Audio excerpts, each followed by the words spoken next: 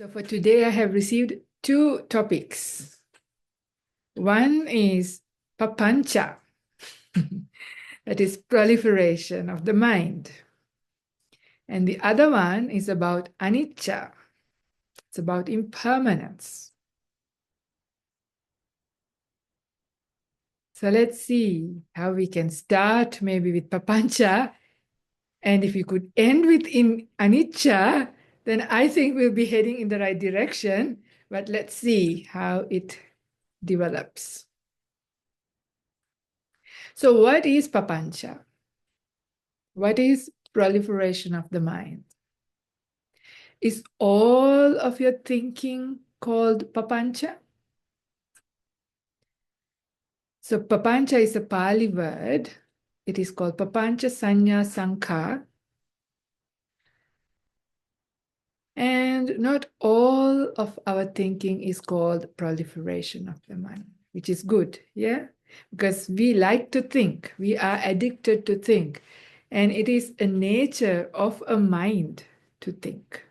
Like the nature of the eye, or the job of the eye is to see. The nature of the ear is to hear. The nature of the nose is to smell. The tongue is to taste. The body is to feel. But when it comes to the mind, there are a number of things it can do. And one of them, the nature of the mind, is, and it's an ability of the mind, to be able to think and proliferate. So proliferation is rooted in the three main unwholesome roots: raga, dosa, moha. So any form of thinking that is very much fueled by greed, hatred, and delusion is that coming from a sense of self, from your ego, because that is the delusion, right? The delusion that there is someone here who knows, who feels, who thinks, who likes, who dislikes, who owns, all of those things. And based on me, I, me, and mine, myself, we think about things in that way. And when it goes really into a rut, that is real proliferation. But there is also forms of thinking that we can use skillfully. Thank goodness, yeah. This is where we have some hope. And that is thinking that is based on the wholesome root, non-greed, non-hatred, and non-delusion. And that is things based on wisdom, kindness, desirelessness, generosity of the heart, and the contemplation of the Dhamma, which is rooted in wisdom. So yoniso manasikara, ayoniso manasikara. So yoniso manasikara, that is wise attention, wise way of directing our mind. That is not proliferation, but there is still thinking can be there. Attention is about giving your attention, like I have done this exercise before, but this is for anybody who hasn't done it before. Now, for a moment, I ask the question, what can you smell? What can you taste right now?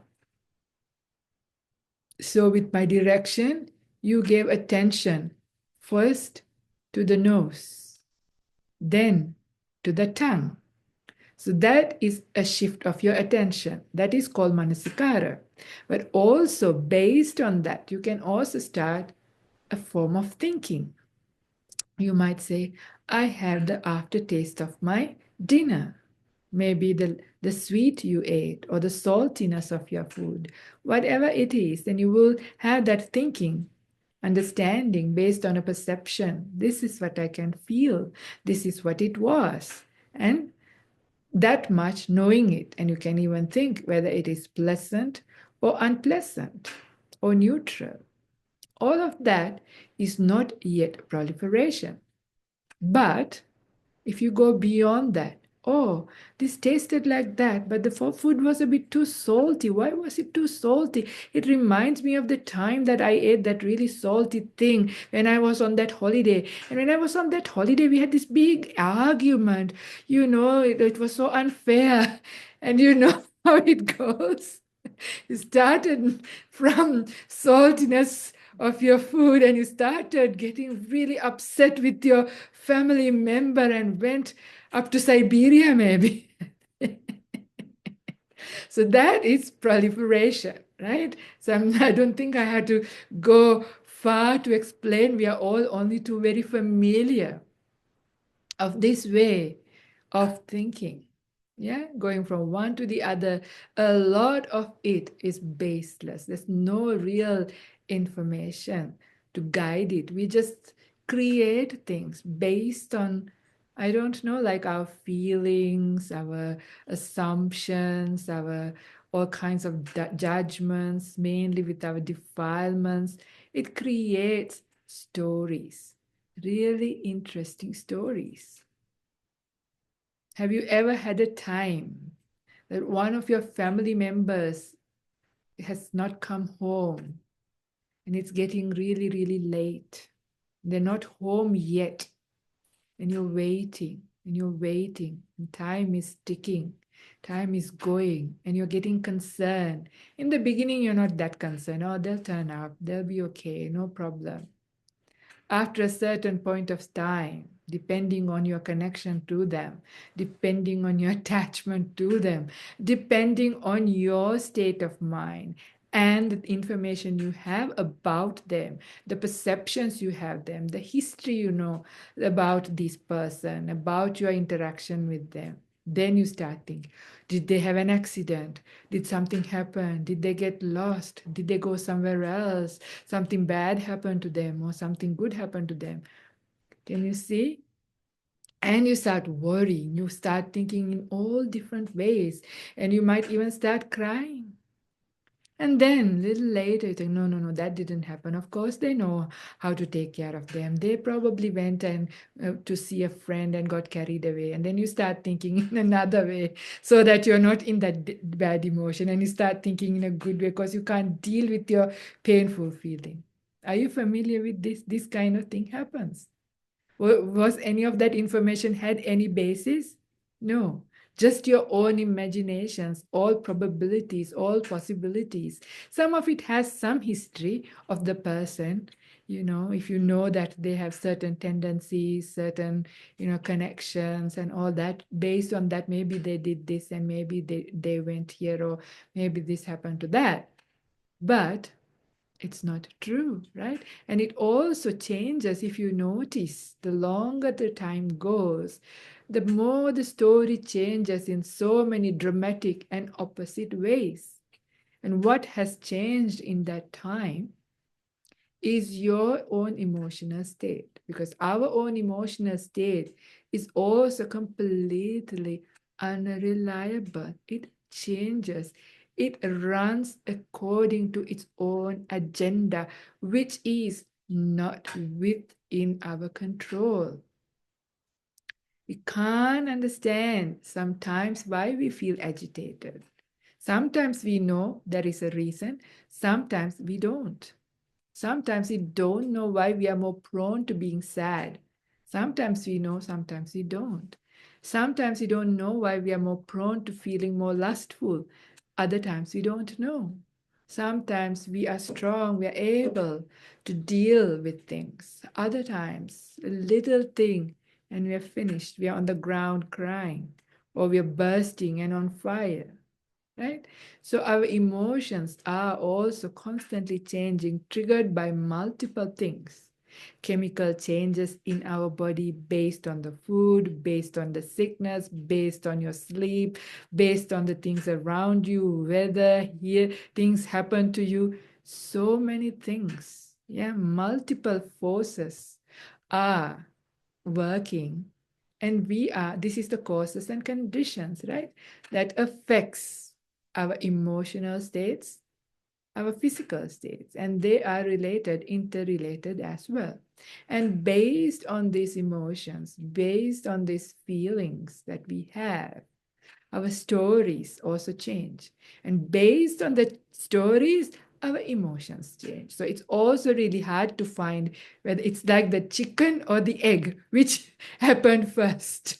Yeah, it is hard to know. Am I thinking like this because I'm in a bad mood, or I'm in a good mood, I'm a lustful mood, or I'm in an angry mood, or I'm like that because of this happened? Both is correct. Yeah, it's interrelated. But the thing is to recognize this is the nature of a mind that still has defilements and hindrances, and when the mindfulness is low. So it just does this.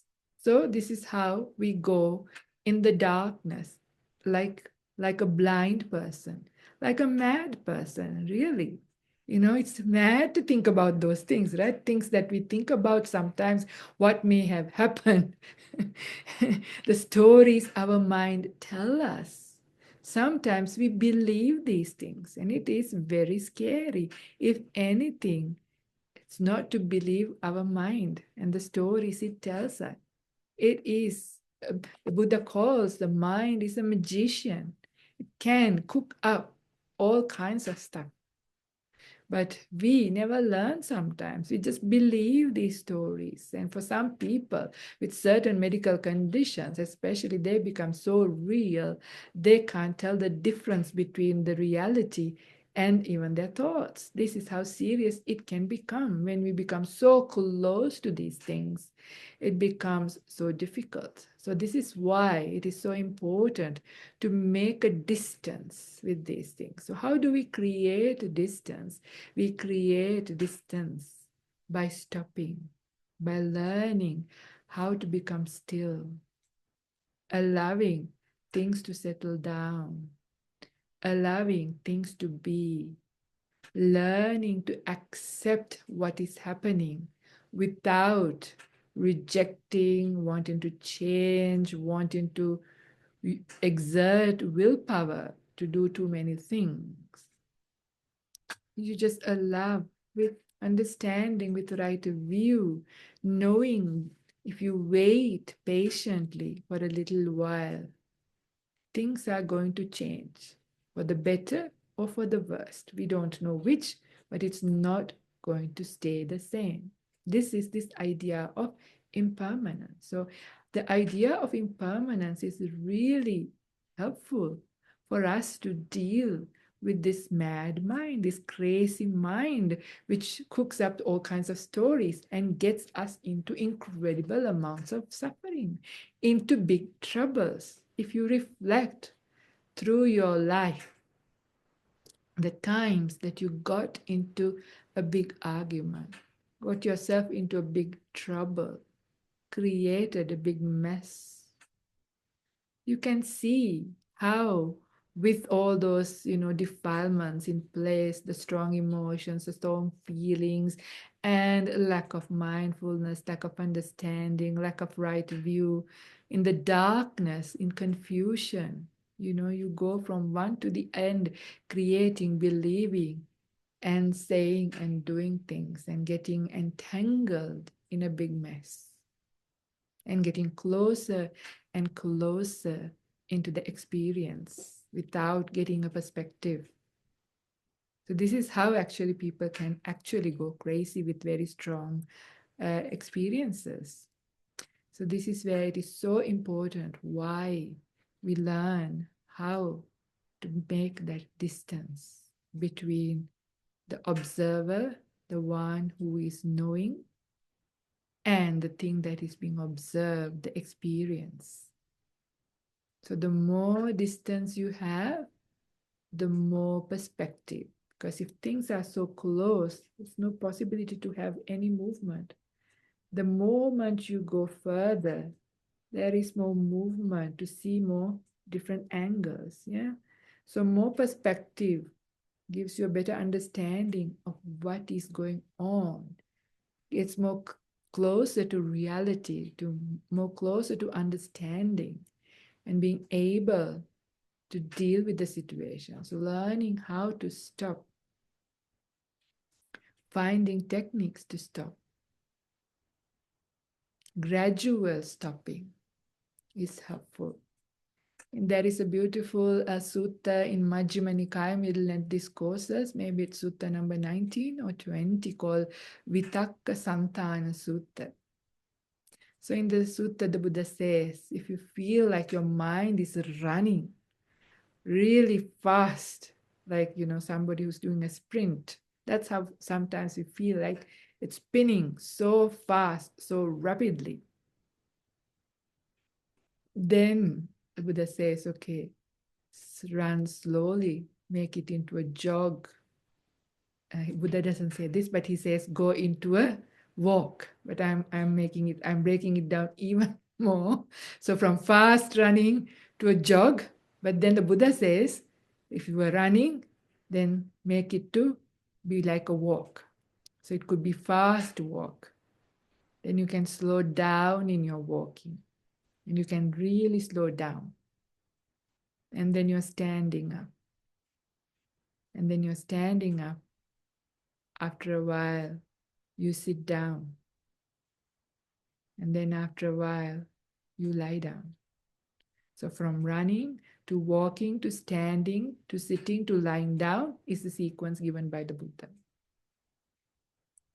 So even that little visualization or that idea itself is helpful sometimes to calm our mind. That is one way of doing that. There are many things you can do. Another technique that I mentioned some time ago is that idea of using stop. Yeah. So S, sit down. So if this is something is happening, you feel or getting overwhelmed with your thinking, it's going out of control, sit down. T is to take a moment to breathe. Take a long, deep breath and exhale, deep exhalation. You can do it several times, paying attention to that breathing. Then observe, how is my body? What are the sensations that are being triggered with that kind of overwhelming, uncontrolled proliferation and thinking that's driving you mad? There are sensations, there are feelings, the heart rate, many other sensations, the warmth, all these things change. You can feel the sensations of your body. You can observe the state of your mind. And then also open your eyes and observe around you what's happening. Is there an immediate threat to your life? Immediate threat to people around you? Were you having a little baby on a stroller? Is a stroller rolling down a slope while you're going through this? These matter. What happened to your shopping? Where's your car? All of these things matter. So observe, take a moment to observe what's happening around you, what's happening with the other people, with the experience. With all this, you can have a little bit of a break from that thinking mind, because now you are into investigation of various things. So by this time, hopefully you have slowed down a little bit, have a little bit of a mindfulness coming up. So that is, sit down, take a moment for breathe, observe both body, mind internally and externally, and then proceed with care. Yeah. So these are little techniques. There are many, many techniques, whatever it is. But the idea is to learn to stop. And the most important thing is knowing that when we stop, when we have a small break, it does change. So this afternoon, we had some people for lunch here. And during the Dhamma talk then, I was relating to a little a sight that I saw, like something that I saw, something that caught my eye during my retreat. because I just came back 2 days ago from a retreat, a 6 days retreat.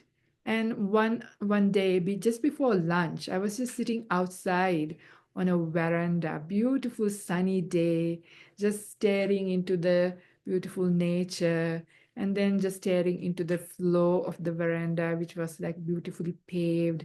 And my eye caught a movement.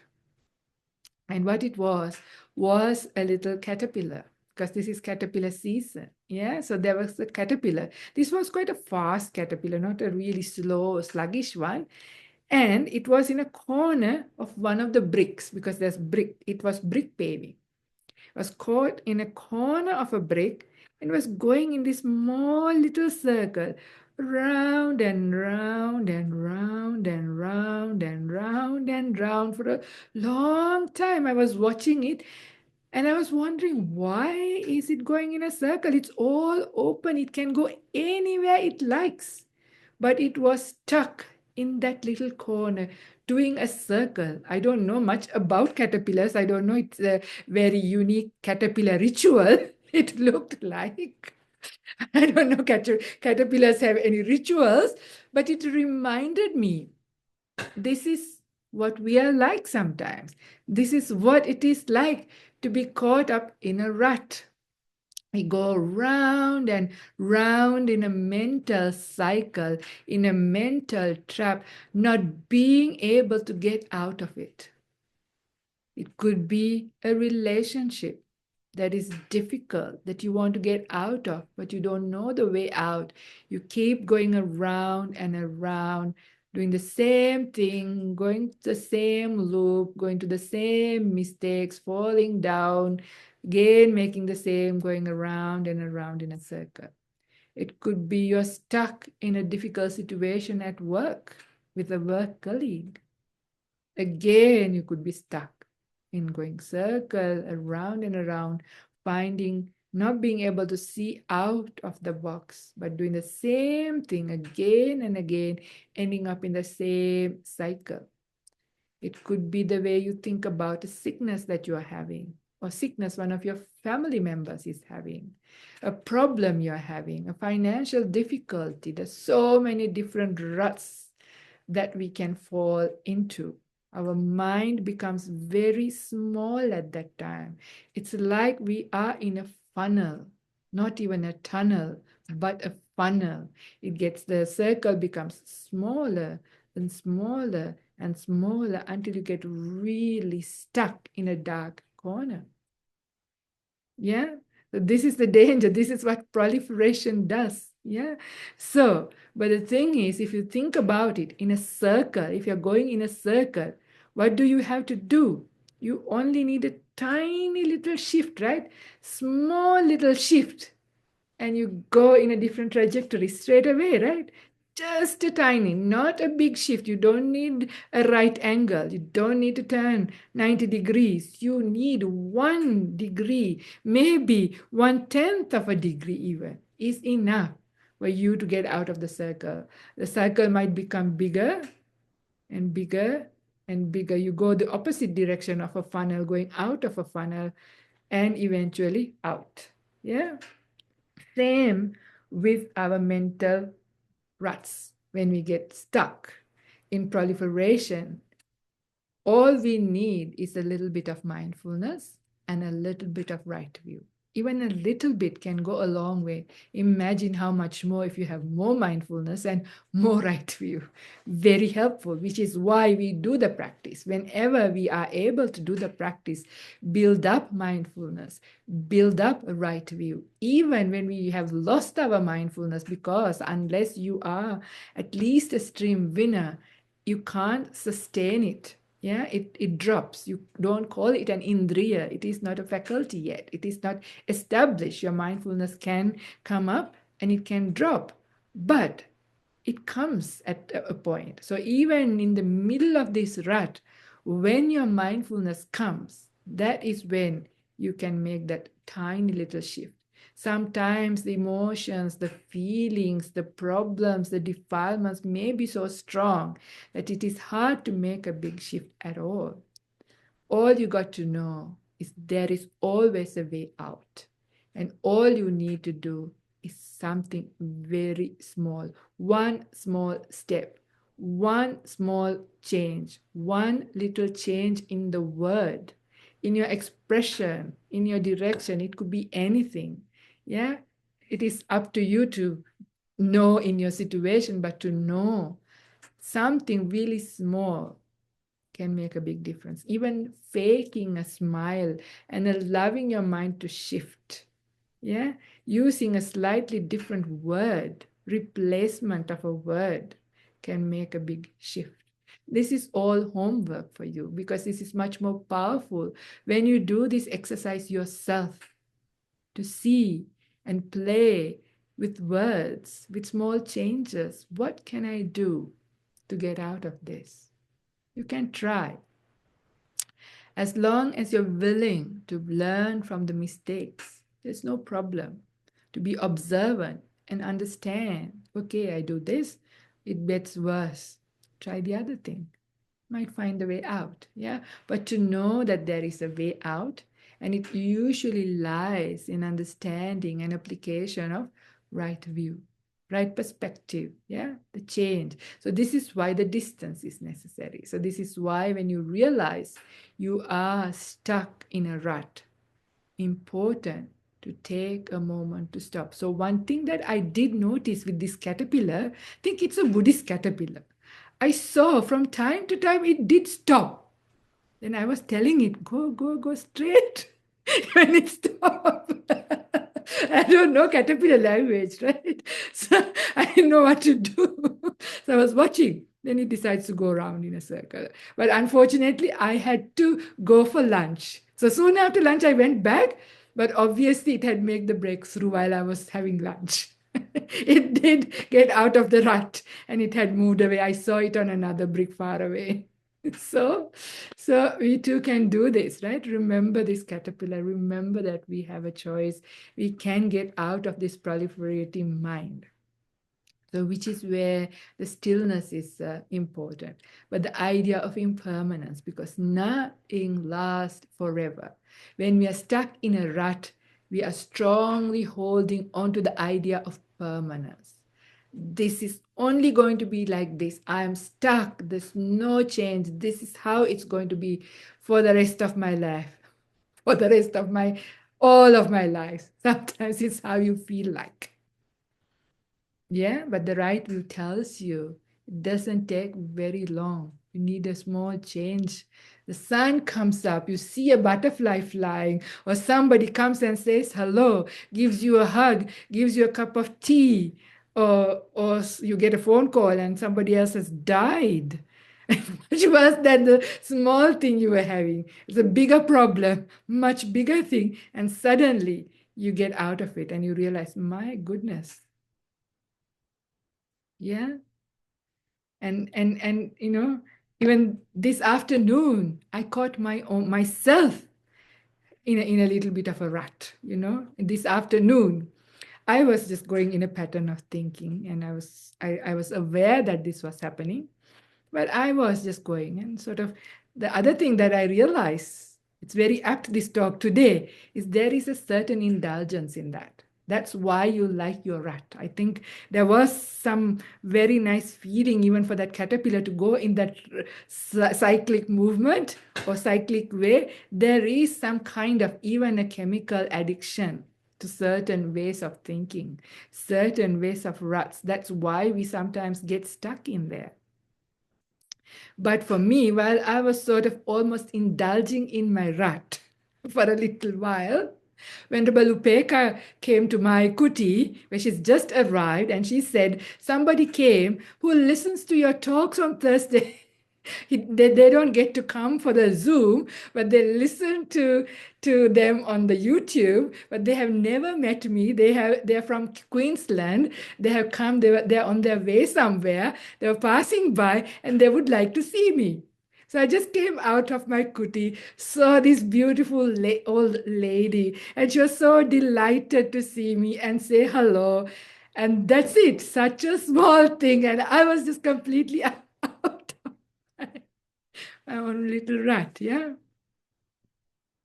just something externally happening, and you can make it happen too, yeah, with your own mindfulness. Yeah, this is how easy for us to get into all kinds of ruts. Sometimes it's not really a rut even, but stupidity. You just, do these things. Our mind has a certain tendency, certain habit, old habits of ways of thinking. Yeah, these things happen to all of us, but the important thing is to have awareness. I did have awareness. I knew this was going on, but I was indulging. So this is the problem. So indulgence is the next problem. So that is much more of a problem than the rut itself. Our indulgence, because some people like to worry. They are great warriors. So if they don't have any problems, then all their personal problems come to an end, because everything is impermanent. They do come to an end. They want to find a problem elsewhere. If not, far away country, even anywhere, anything. That's why people also like news. Yeah, they want something. Some people like to be sad. So they will want to find something to be sad. If not, they will go and watch a movie. That's why there are all these operas, right? Movies where made people go with tissue boxes and switch those channels on and cry. Some people like drama. Yeah, some people, all these things. So the important thing to know is that if you find these kinds of stuff, find a replacement wholesome patterns, wholesome ways of thinking. So something like Buddhanusati, Dhammanusati, Sanghanusati, Chaganusati, Silanusati, Devatanusati. So Anusati means you reflect based on a certain theme in a certain directed way, in guided way. So Buddhanusati means thinking about the qualities of the Buddha. Dhammanusati means thinking about the qualities of the teachings. Sanghanusati means thinking about the qualities of enlightened beings. Chaganusati means thinking about your own generosity. Silanusati means thinking about your own virtue. Devatanusati is thinking about qualities of higher beings. So there are many of these kinds of things. So this is still a form of thinking, but it is much more wholesome. It is not proliferation. Yeah, so you can use, or you can use other Dhamma reflections. Yeah, there's many, many beautiful Dhamma reflections in the teaching. So you can use anything that you feel inspired based on the Dhamma, based on these beautiful teachings. Everything is impermanence. You can think the idea of impermanence itself is so powerful. Yeah. Whatever arises passes away. Yeah. Yang kinchi samudaya dhammang sabbantang nirodha dhammang. So whatever rises pass away. Yeah. Vaya dhamma sankara. All things are subject to change. All of our mind states subject to change. This body is subject to change. These feelings are subject to change. All of our perceptions are subject to change. All of our views, all of our thinking, all of these things, they're all made up things, sankharas, conditioned things. The very fact they are conditioned is the reason why they change. They're subject to change. So when we understand even this idea, bringing up this idea of impermanence, brings all ruts to a very quick end. Yeah, so really, really important to remember this. Very powerful to remember this. The more you do this, the more you do this, the more you realize how liberating it is, how beautiful it is when you are free of these ruts, free of this thinking mind. Because the mind that is proliferating is very tiring. Even though there is indulgence, it is actually a state that makes you tired, drains your energy away. even if it is a wholesome kind of thing, not completely wholesome, but not unwholesome, bad, or dark. Because there are things you might be thinking about again and again and again about doing something good, organizing something nice. And, it's not essentially anything really bad or unwholesome, but it still is, not helpful compared to a mind that is still, that is peaceful. Yeah. So, which is why we have to, and these habits and tendencies are really, really strong. Yeah, so even the other sutta, not the Vitaka Santana Sutta, the Dvedha Vitaka Sutta, which is the next sutta uh, on the Majjhima Nikaya, the Buddha tells even he was just maybe months or few years before his enlightenment, talks about this, even how his own mind was getting into these kinds of ruts. This is somebody who's meditating powerfully, about to become a fully enlightened Buddha in this his last life, few years or even few months before. He's telling how he can be sometimes overcome with lust, with anger, and with delusion, sense of self, and getting into these things. And then he realized to sort of divide his thoughts into these two categories of wholesome and unwholesome, and seeing the consequences of wholesome and unwholesome, where it takes you. Yeah. Wholesome mind states, where it takes you. Unwholesome mind state, where does that take you to? So when you start seeing that also, slowly, slowly, those tendencies get weaker and weaker. So this is how the running becomes fast walking or jogging, and then fast walking, and then slow walking, then standing, then sitting, then lying down. Slowly, slowly devaluing, devaluing. So on one side, we devalue these proliferations. So that is helpful to slow down the indulgences. And then showing the mind the value when the proliferation stops, right? When you are meditating, when the mind becomes still, when the joy states come up, when the energy of the mind comes up, and seeing how amazing it is, how incredible it is, how beautiful it is. So when the mind starts to see those two, slowly, slowly, it starts to give up. Slowly, slowly, the ruts become smaller, lighter, not so addictive, not so important. Yeah. And then you find your ways out. So we have to be skillful, because we know it's not anything wrong with us. So like, I can't say I've been meditating for so long, I'm a nun for this long, practicing. Why? I'm still getting, also can get caught. Causes and conditions, right? This is the nature. This mind is not ours. It's arisen through conditions, whatever happened from the past. So slowly, slowly, slowly, slowly, we have to build, learn, and find skillful means to deal with it, and gently, gently shifting it and shifting it and shifting it and finding ways to deal with it. But also things that happen, it's nice to share, like, and you can notice in your own life. So create a situation. So if you are stuck in a rut, get up. Getting up is the motivation you need. Go out and walk. Go for a walk. And you start seeing other people. Things will change. All you need is a small change, right? So even to that much, if you can't do big changes by changing the way you look at it, changing your reflections, if you can't have no energy to do any one of those, at least build up some energy, build up some courage to get up from where you are and get out from where you are.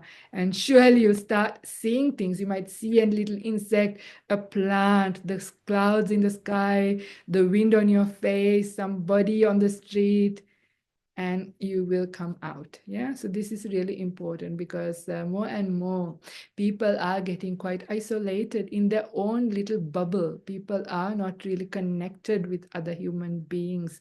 They are more and more in their own world, and in getting into ruts very easily. Yeah. Very dangerous. If it is wholesome, that's fine.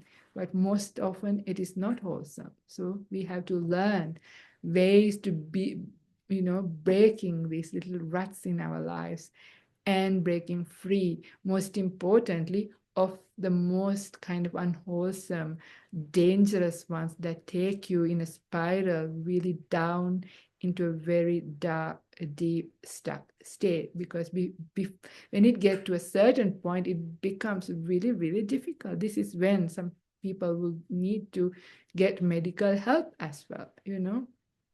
So if you catch earlier, it's much easier to get out and break free. Yeah. And so there's much more. This can be a subject, lifelong subject.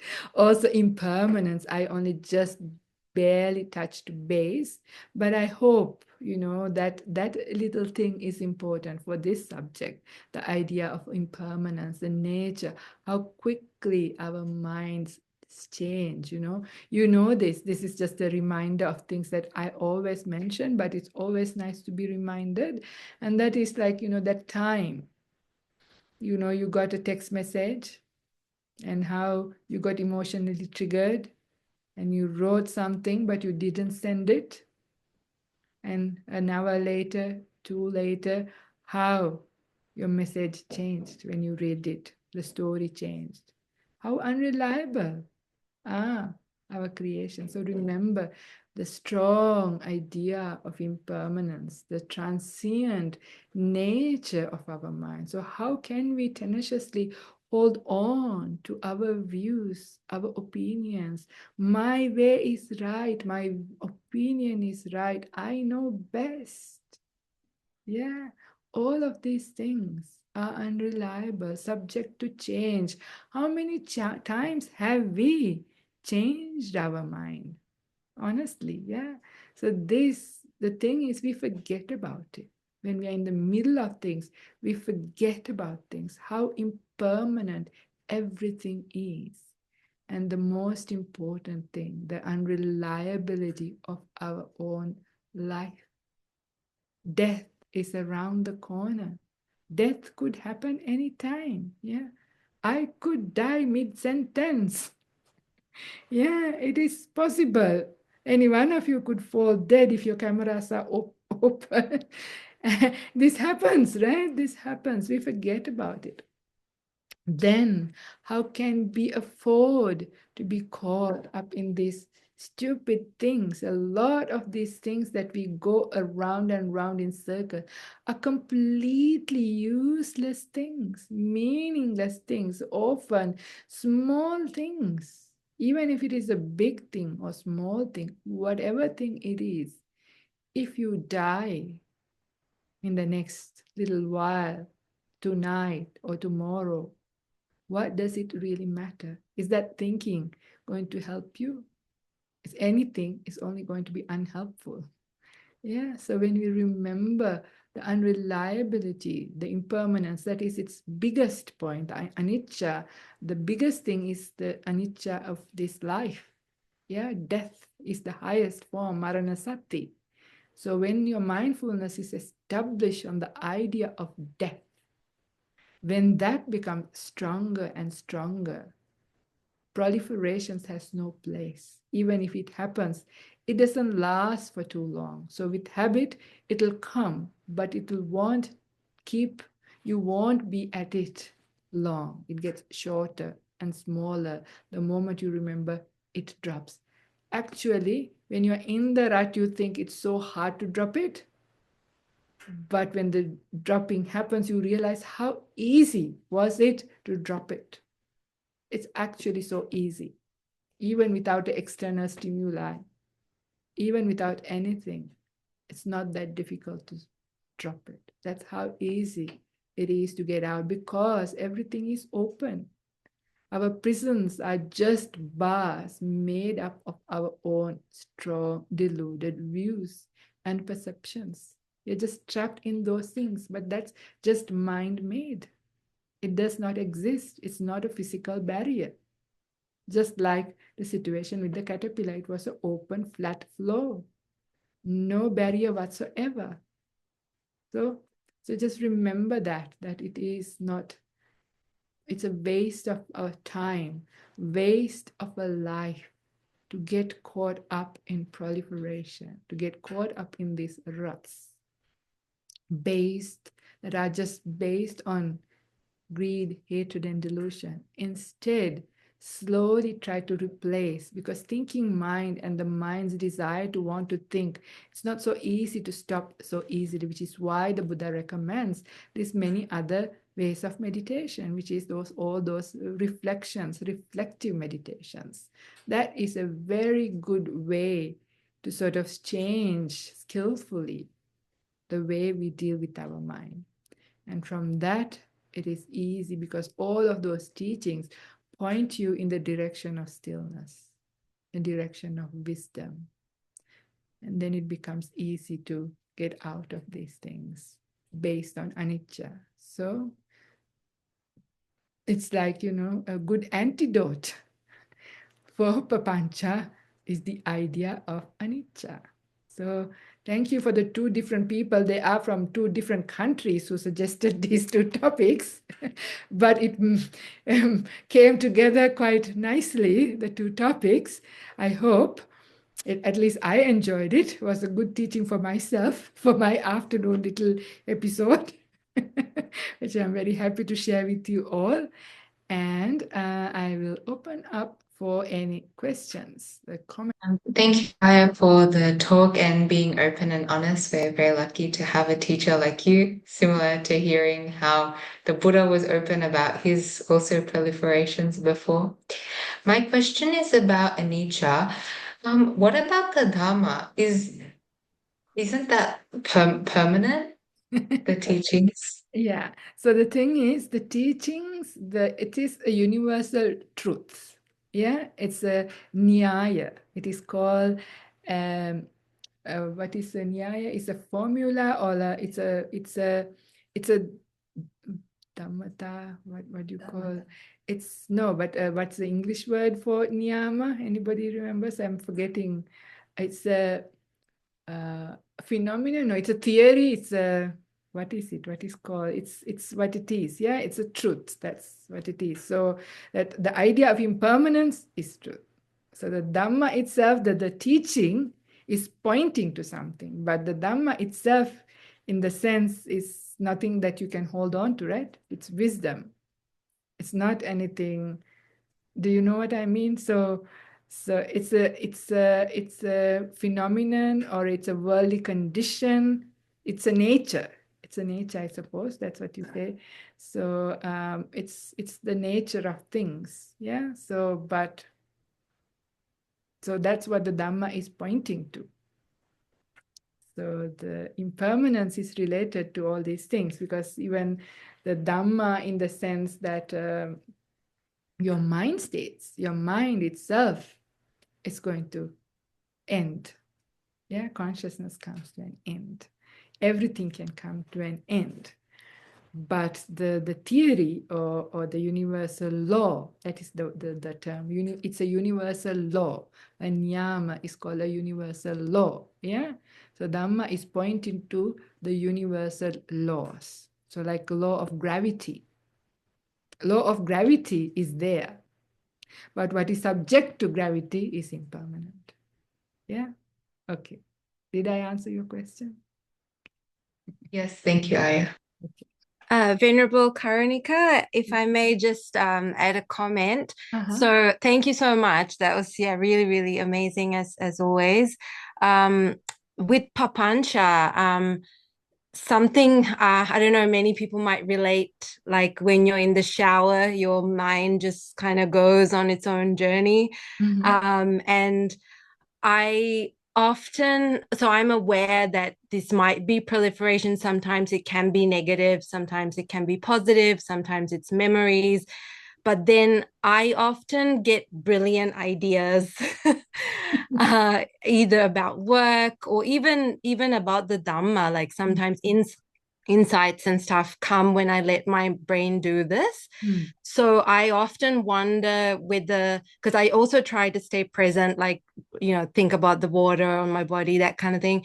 But I also know that I get brilliant ideas when I let my mind flow. So I wonder, like, like, do you have any comments on Yeah, thank you which for way? thank you for bringing up that Dhamma Vichaya is not proliferation. So, whatever it is, if it is directing investigation into, ending into, pointing into the Dhamma to trying to understand, this is called Dhamma Vichaya, investigation on something, about something. It's directed based on, so you're putting on right view, like glasses, right? And you're trying to look. That's why you get brilliant ideas. How can I resolve this? Even if it is not really a Dhamma thing, even if it is finding a solution to work, that's not called proliferation. Yeah, that is actually directing your mind based on something. It has a direction, it has a purpose, it has actual facts, and you are using your wisdom, your right view, your mindfulness. It's a mindful engagement, and it's directed towards wholesome goal as well. So that is not called proliferation. Proliferation is this mind let loose, going on and on and on in a stupid kind of way, getting anywhere in a wholesome way, in a useful way, in a kind of really rut. So that's different. And what you're doing is not really called papancha in that sense. Papancha is when it has no base, no nothing, and not coming from a guided intentional direction of wanting to find. Otherwise we can't function. We have to do things, we have to come up with solutions. So all of those things are not called proliferation. That is a good time. Actually, being in the shower is a good time. You're free. You can be a bit more playful. You're not so tight. You can let yourself loose. And then it's true. Yeah. Sometimes I remember when I was at school, sometimes I try to solve this very difficult physics, questions, and I can't do it. Then I stop, and then I go and I sleep. After a sleep cycle, I wake up, and suddenly, my mind goes back into that physics sum, and suddenly it goes in a direction, and I jump out of bed and come. you know, this is how it is. Sometimes you just have to relax, rest, and things come. This is how anybody who wants to write abstracts for their journal articles, if you're a scientist or if you have to write something, it's a good way to do it. Is when the more you think, the more perfect you want to do it. When you try to control it, you can't do it. But you relax, you rest, you let loose, and then you gently bring it up, and you let your mind to flow. Let your mind roll, yeah. But it has a direction. It has important information that will then fall into a place, and suddenly an amazing thing will just come out of you within a matter of short matter of time, right? And you can really then define it. But this, what you're doing is not really proliferation. Proliferation is based on useless things. All right, awesome. Thank you so much. Okay. There is Ranjali saying, is there a better meditation technique to stop papancha? Yeah, one thing that stops your papancha straight away is death contemplation. Yeah, marana sati. That's why I mentioned already. So when papancha is happening, just even bringing in what happens if I drop dead in the next moment.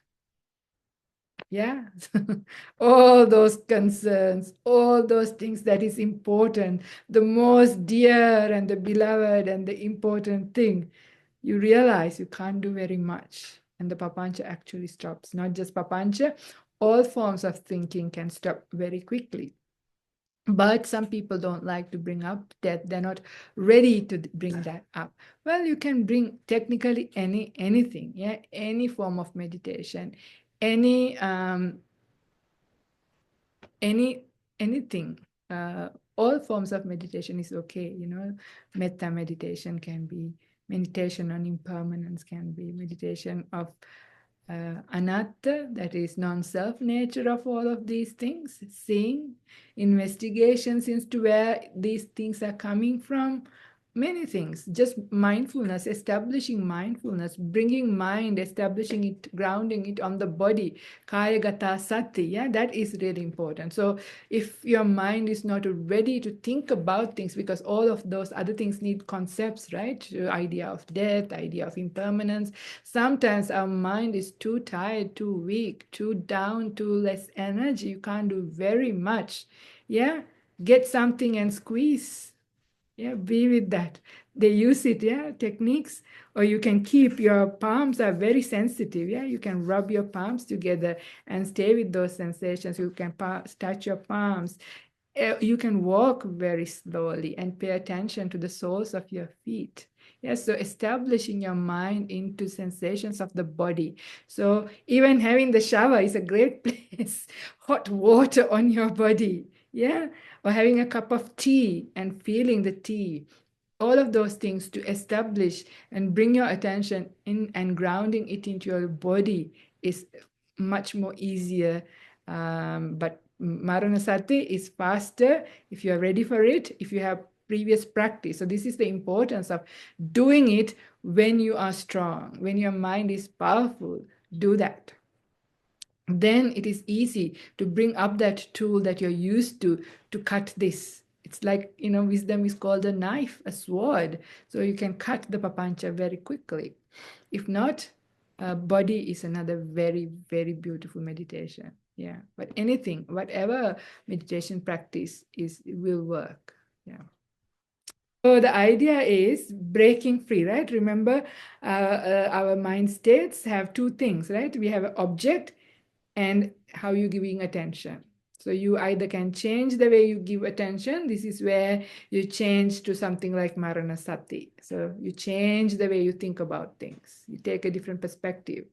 Or you change the object, which is you have a cup of tea, you do some walking meditation, you bring your attention to the body, you bring your attention to the breath, you bring your attention to any physical sensation that you feel. So you change, so you break free of that contact, because where is all that coming?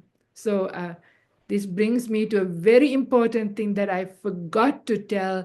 How does papancha originate? Okay, I'm going to say it in Pali and then say it in, in English. So this is word of the Buddha coming from Majjhima Nikaya, Middle-length Discourses, Sutta number 18, Madhupindika Sutta, Honeyball Sutta. Chakkuncha paticca rupe uppajjati chakku viññāna. Tinnang sangati passo. Passa paccaya vedana.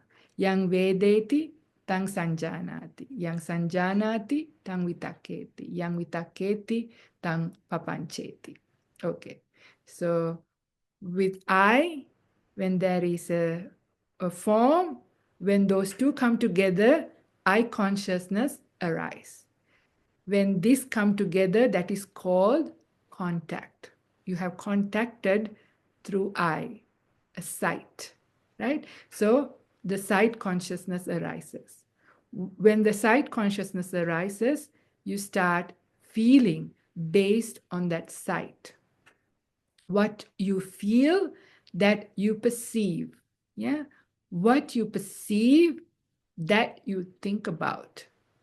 What you think about then breaks into proliferation if the defilements are there. So that is when, like, in normal mind states, we just are having greed, hatred, delusion, and all the defilements. So based on that, the mind breaks into proliferation. So that's normal. That's our life, right?